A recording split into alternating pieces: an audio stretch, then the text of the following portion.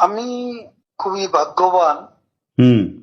সেদিন আমার বেঁচে থাকার কথা ছিল, আচ্ছা মৃত্যু থেকে অনেক কাছে ছিলাম। আচ্ছা। আমি আমারই সংসদ এলাকায় হুম আমার নিজের বাসাকে এড়িয়ে হুম পার্শ্ববর্তী আর একটা বাসায় হুম। আশ্রয় নিয়েছিলাম। বেশ। তখন চারদিক থেকে হুম মিছিল আসছিল হুম এবং এটা আসলে ছিল প্রধানমন্ত্রী হুম গণভবন কেন্দ্রিক। হুম এবং এটা আমরা অবাক হলাম যে সংসদ এলাকাতেও এটা ছড়িয়ে পড়ে হুম এবং একটা লুটপাটের হুম যে লুম্পেন স্টাইলের হুম কতগুলো ঘটনা ঘটে হুম এবং সেখানে বিভিন্ন ধরনের লোক হুম আসে এবং এদের এদের মধ্যে বেশিরভাগই হুম মনে হয়েছে এটা কোন রাজনৈতিক অভ্যুত্থান, হুম। এটা লুটপাটের অভ্যুত্থান।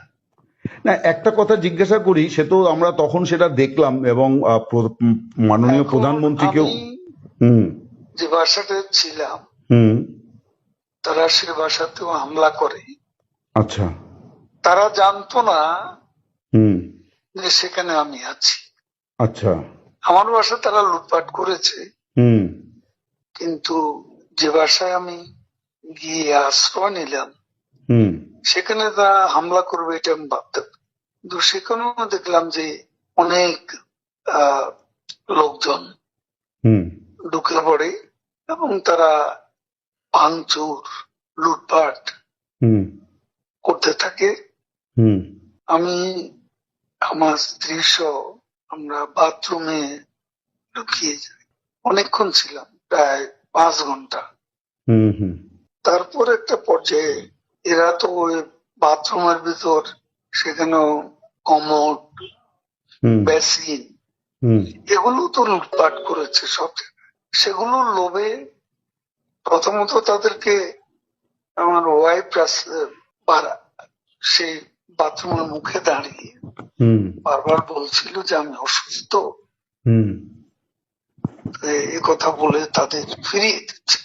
হুম তো একটা পর্যায়ে তারা এই বাথরুমে যেগুলো আছে হুম সেগুলো লুট করার জন্য জোরা জোরপূর্বক হুম প্রবেশের হুমকি দেয়।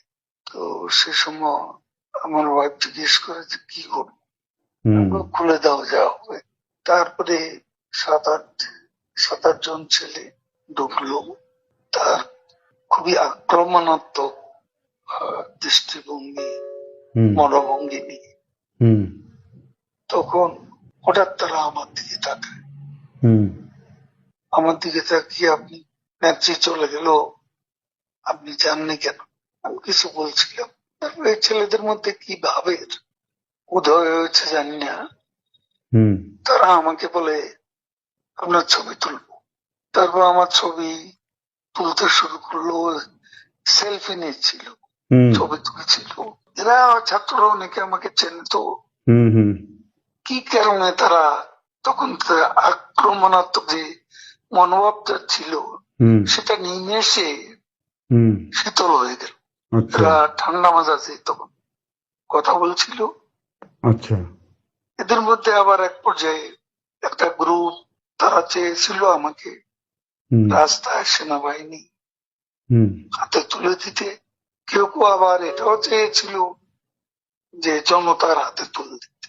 হুম এটা অবশ্যই তখন একটা মানসিক ভাবে হুম ভেতরে ভেতরে হুম ভেঙে পড়েছিলাম।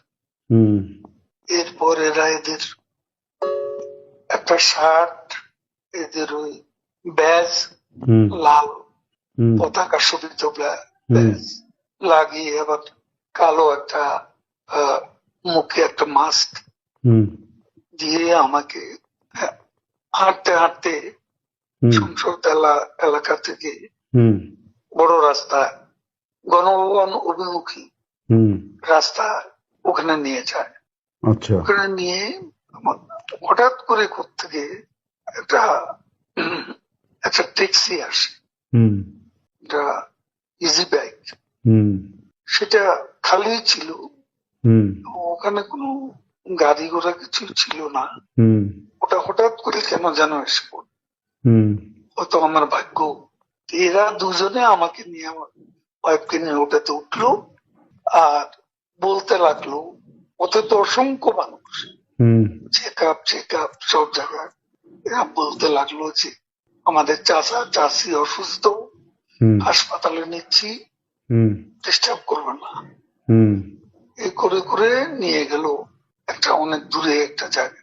তো এটা হলো, ভাবতেও পারেনি ওরা যখন বাথরুমে ঢুকলো যে বেঁচে হুম থাক, হুম সে বেঁচে থাকাটাই সেদিন যে একটা পরম সৌভাগ্যের বিষয়। হুম আনএক্সপেক্টেডলি হুম বেঁচে গেছি, ইট ইজ মোস্ট ইম্পর্টেন্ট। সে সময় হুম এই ছেলেটা যে কোনো ভাবে আমাদেরকে আর্মির হাতে তুলে দিতে পারতো। মানুষের রাস্তা, অসংখ্য মানুষ, হুম সেখানে অনেকে তো আছে আমাদের অপোজিশন, হুম মেরে ফেলতে পারতো। হুম তো আজকে এটুকু বলে শেষ করি, না কিন্তু আপনাকে মানে তারপরে আপনি কোথায় এটাও রইলেন? কেউ জানে না, আপনি প্রথম জানেন। না বলছি যে আপনি এরপরে কোথায় রইলেন, তারপরে তো আপনি মানে থাকলেন কি করে, মানে ওই রকম আমি পরিস্থিতি? বাংলাদেশে ছিলাম হ্যাঁ হ্যাঁ 3 মাসের মতো। হুম হুম হুম আমার একটা উদ্দেশ্য ছিল হুম যে ওখান থেকে কিছু করা যায় কিনা, আচ্ছা কিছু একটা করা যায় কিনা, আচ্ছা সংগঠিত করা যায় কিনা। আচ্ছা বিভিন্ন জায়গায় হুম শ্রমিক অসন্তোষ, হুম কর্মচারীদের অসন্তোষ, হুম এগুলো প্রতিদিনই এগুলা লক্ষ্য লক্ষ্য করতাম। মানে পেশাজীবীদের যে ক্ষোভগুলো আর কি। ক্ষোভগুলো তখন রাস্তায় নেমে আসছিল, ঠিক ঠিক বিশেষ করে গার্মেন্টস। ঠিক ঠিক তো সে সময় ভাবলাম যে এদের সাথে যোগাযোগ করে কিছু করা যায় কিনা। তো এই চিন্তাতেই 3 মাস পরে রইলাম। আচ্ছা এরপরে একে একে সবাই অ্যারেস্ট হচ্ছে, এবং আমি তো নেত্রী পরের হুম পরের স্থানটাই আপনার। জন, আমার বিরুদ্ধে তখনই 212টা খুনের মামলার হুম আমি আসামি হয়ে গেছি। তারপর এই অবস্থা অনেকেই বলল, আবার এখান থেকেও হুম অনেক অনুরোধ যাচ্ছিল হুম আমি যেন সতর্কভাবে হুম এদিকে চলে আসি। হুম এইভাবে চিন্তা করলাম যে আসলে আমি বাইপাস সার্জারি হয়েছিল, হুম হুম হুম অনেকগুলো ওষুধ খেতে হয়, হুম হুম আমি এখানে ধরা পড়লে ওষুধ খাওয়াবে কি। ঠিকই তারপরে অনেক কিছু ভাবনা চিন্তা করে 75-এ এখানে এসেছিলাম, তার বঙ্গবন্ধু, হুম তারপর ও 100 নম্বর জেল হত্যা হলো, তারপরে হুম হুম কলকাতায় এসে হুম 9 মাস ছিলাম। আচ্ছা এখান থেকে ফিরে গিয়ে জগন্নাথ হলে একটা বৈঠক করছিলাম অনেক রাতে, হুম ঢাকায় তখন কারফিউ। তো ওখানে আমাকে অ্যারেস্ট করা হয়। হুম তারপরে এরপরে আবার 111-এর পরে হুম তখনও জেল খেটেছিল। তো এই যে তারপরে এখানে আসলাম। বঙ্গবন্ধু হত্যার পরে যে 9 মাস ছিলেন, তারপরে কি আর কলকাতায় আসেননি কোনো কাজে বা কোনো ইয়েতে? না মানে কখনো রাজনৈতিক প্রয়োজনে আসেননি আর কি? আসছি আমি, তখন যোগাযোগ মন্ত্রণালয়ের দায়িত্ব ছিলাম। তখন এসছেন এখানে আর কি। আমাদের ডেপুটি হাই কমিশনার হুম বিজয় দিবসে আমাকে হুম হুম প্রধান অতিথি করেছিল। বেশ। তো একটা জিনিস বলছি, এই যে আপনি রইলেন, তো তারপরে তখন আর কোনো সমস্যা হলো না যে ওই ছেলেগুলো আপনাকে কোথাও পৌঁছে দিল, ওরা আর কি এটা ফাঁস করেনি? তাহলে কি? আপনার আমি রাতেই ওখান থেকে আবার কিন্তু এই যে ছেলেগুলো এরকম করলো, এটার কারণটা কি মনে হয় আপনার, যে ওরা যে আপনার প্রতি সদয় হলো, আপনাকে কোনো হঠাৎ করে বাঁচালো? কেন আমি বুঝি না। মানে এটা কি হতে পারে যে এরা আওয়ামী লীগেরই তাৎক্ষণিকভাবে ওই সময় বিক্ষুব্ধ হয়েছিল, এরকম হতে না, পারে? আওয়ামী লীগের হলে তো আমি চিন্তা। ঠিকই। একটা অনেকে বলে যে আপনার কিছু ভূমিকা তখন বিতর্কিত ছিল, আপনি ছাত্রলীগ যুবলীগকে যেভাবে মানে মাঠে নামিয়েছিলেন পাল্টা, তার ফলেই এরকম একটা বড় জনরোষ তৈরি হয়ে গেল আর কি। এটা মানে আরে আমরা কথা মোটেও ঠিক না। আচ্ছা। আমি কখনো বলিনি হুম যে ছাত্রলীগকে এই অভ্যুত্থান দমানোর হুম জন্য। হুম সেটা লন্ডন থেকে আমাদের এক ব্যারিস্টার হুম নিজুম মজুমদার, হুম ও ইউটিউবে কথা বলে, হুম ও তখনকার ভিডিও নিয়ে হুম সেটা প্রচার করেছে হুম মাস তিনেক আগে। হুম সেখানে ছাত্রলীগের নামই ছিল। হুম বিভিন্ন বলা হয়েছে ওই দিন ছাত্রলীগই যথেষ্ট, হুম এ ধরনের কোনো বিষয় ছিল না হুম আমার বক্তব্য। আর আমি পার্টির সেক্রেটারি, হুম তারা আমার মেট্রো রেল পুড়িয়ে দিচ্ছে, তারা আমার সেতু ভবন পুড়িয়ে দিচ্ছে, হুম তারা বিটিভি ভবন পুড়িয়ে দিচ্ছে, হুম তারা আমার অফিস আক্রমণ করতে বারবার হুম আসছে, হুম পার্টি অফিস। হুম তারা গণভবন মুখে আক্রমণ শানাচ্ছে। তো সে সময় আমি কি আমাকে সেভ করব না? আমার দলকে সেভ করব না? আমার নেত্রীকে সেভ করতে হবে না? তখন সে সময় আমি পার্টির সেক্রেটারি হিসেবে হুম আমার উপর সময় আরোপিত যে দায়িত্ব, সে দায়িত্ব আমি পালন করেছি। হুম এটা যে কেউ করতো, হুম আমি ওই জায়গায় আমার জায়গায় অন্য কেউ থাকলে তিনিও সেটা করতেন। আপনারা 15 বছর ক্ষমতায় ছিলেন, এত বড় পার্টি, আপনারা দেশ তৈরি করেছেন, আপনারা বুঝতে পারলেন না যে এরকম একটা জনমত তৈরি হয়েছে? এটা কেন হলো? এটা একটা আকস্মিক উত্থান। এটা তো শুরু হয়েছে কোটা দিয়ে, শেষ হয়েছে এক দফা। হ্যাঁ, কিন্তু এটা কি আসলে এটা একদিনের পরিকল্পনায় হয়েছে নাকি দীর্ঘদিন এটা ধরে? একটা ষড়যন্ত্রমূলক হুম ঘটনা, একটা বিস্ফোরণ হয়ে গেল। সেটা ইন্টেলিজেন্সের একটা ব্যর্থতা তো ছিল, এবং এটা ব্যর্থতা ছিল না এ কথা তো বলা যায়। আপনি জেনারেল সেক্রেটারি হিসেবে কি কোনো দায় নিচ্ছেন এই ঘটনার? যেহেতু আপনি জেনারেল সেক্রেটারি, ওই সময় 3 বারের জেনারেল সেক্রেটারি, আপনার উপরে দল, মানে আপনার নেত্রী আমি আপনাকে। তো আমার নেত্রী হুম যেভাবে নির্দেশ দিয়েছেন হুম সেভাবে আমি কাজ করেছি। এখন আচ্ছা। জেনারেল সেক্রেটারি হিসেবে আমার ভুল ত্রুটি থাকতে পারে, হুম এটা আমি I am not immune from hmm mistakes. হুম মানুষের ভুল হবে, হুম সে ভুল ত্রুটি আমারও থাকতে পারে। আপনি নিজে কোনো ভুল মানে চিহ্নিত করেছেন যে এটা আপনার ভুল হয়েছিল? আমি কাজ করেছি, কাজ করলে ভুল হয় এটা? চাঁদাবাজি করিনি, হুম কমিশন খাইনি, হুম পার্সেন্টেজ নিইনি। হুম আমার মন্ত্রণালয়টা সবাই জানে।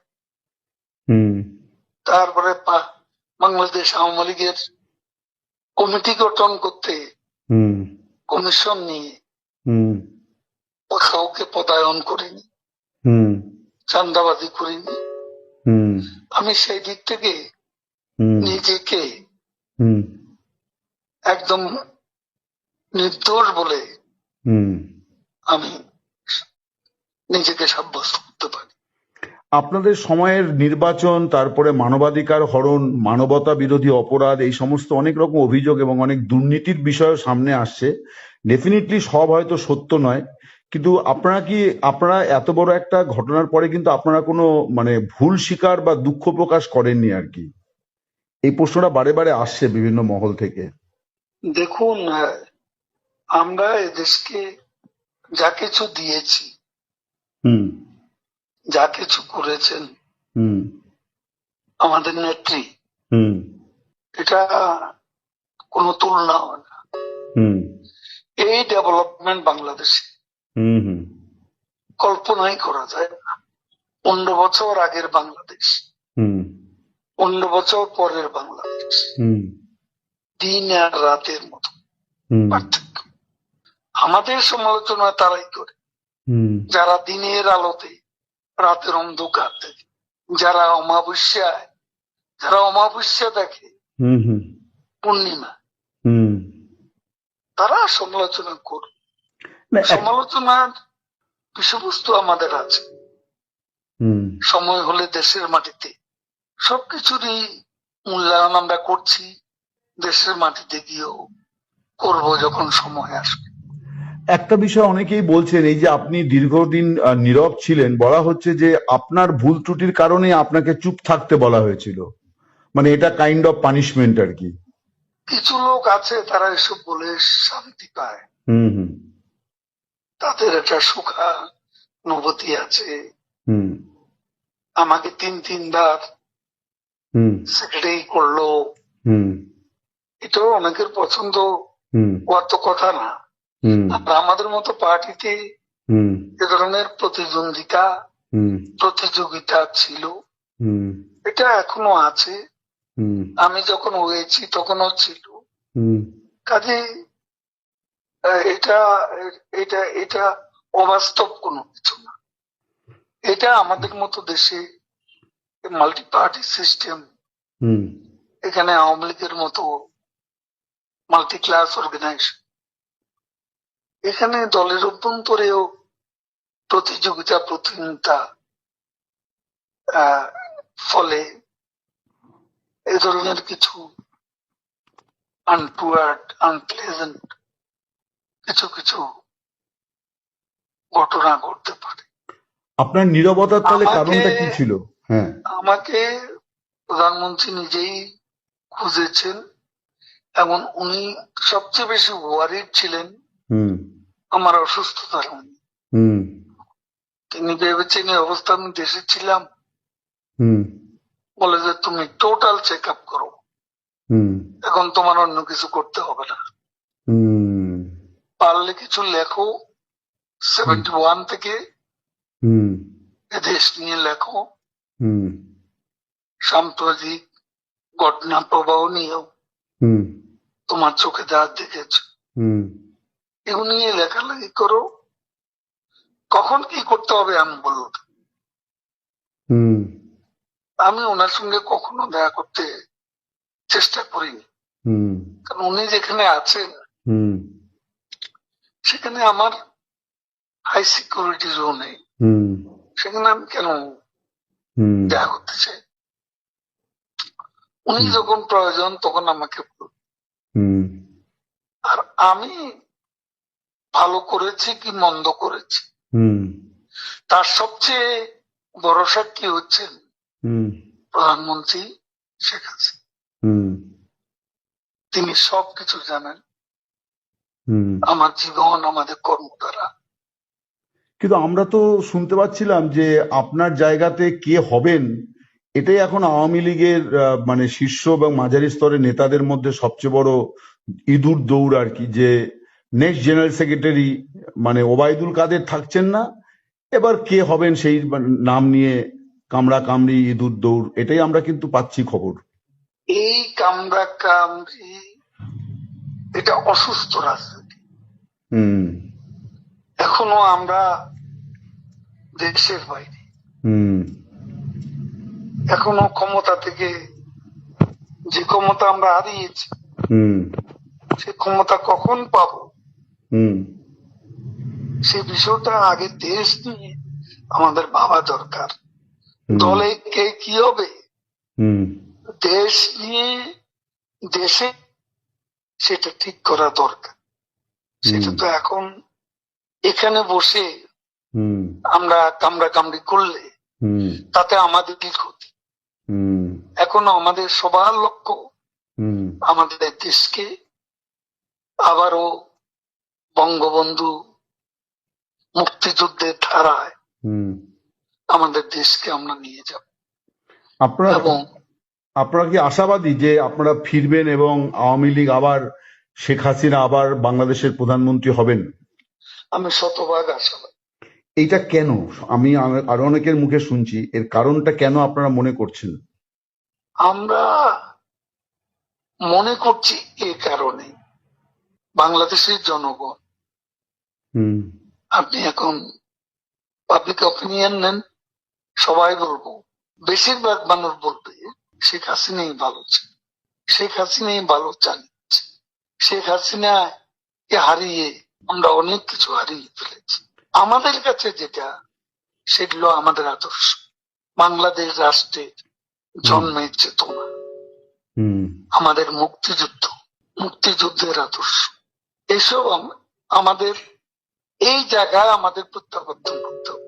কিন্তু একটা মিস্টার কাদের, আমি একটা জিনিস বলি, মানে ভারত সরকার ছাড়া আর কোনো মানে দেশ, তারা কিন্তু আওয়ামী লীগের কার্যক্রম নিষিদ্ধ করার সিদ্ধান্ত নিয়ে তেমন কোনো প্রতিক্রিয়া দিল না। মানে আপনারাও মানে দুঃখ প্রকাশ বা ক্ষমা প্রার্থনা করছেন না। মানে এই জায়গায় কি একটা কোনো মানে জেদাজেদি বা ইয়ের জায়গা তৈরি হলো? মানে আওয়ামী লীগ কি একটু না, একঘরে আমরা হয়ে যাচ্ছে কারোর না? সাথে জেদাজেদি করব?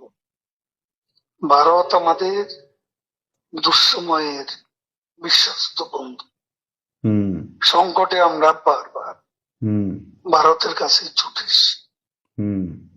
এখানে আমরা অন্য কোনো দেশের সঙ্গে আমাদের কোনো বৈরিতা নেই। হুম। আমরা কারো বিরুদ্ধে কোনো বক্তব্য দিচ্ছি না, হুম।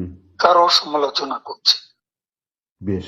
আমরা এখন আমাদের দেশকে, হুম। যেখান থেকে আমরা বাংলাদেশে স্থানচ্যুত হয়েছি, হুম। যেখান থেকে আমরা দেশে শিকড় থেকে বিচ্ছিন্ন হয়ে গেছি, হুম। সেই শিকড়ে আমাদের ফিরে যেতে হবে। কিন্তু তার জন্য সেটি তো আমাদের চিন্তা। আমরা কারো বিরুদ্ধে নেই, কারো সমালোচনা করি। কিন্তু তার জন্য তো মানে দেশবাসীর কাছে ন্যূনতম নিজেদের ভুল স্বীকার দেখুন, করতে হবে। ভারতে বসে আমি এ ক্ষমা প্রার্থনা কেন করব? আমি আচ্ছা। দেশে গিয়ে করব। আচ্ছা। আমার ভুলের জন্য, হুম। আমার ভুল ত্রুটি হলে সেটার জন্য আমাদের নেত্রী আছেন, হুম। তিনি দেশবাসীকে বল। হুম। এখান থেকে বলা কি ঠিক? হুম। থ্যাংক আচ্ছা, ইউ। অনেক ধন্যবাদ, অনেক কৃতজ্ঞতা আপনাকে।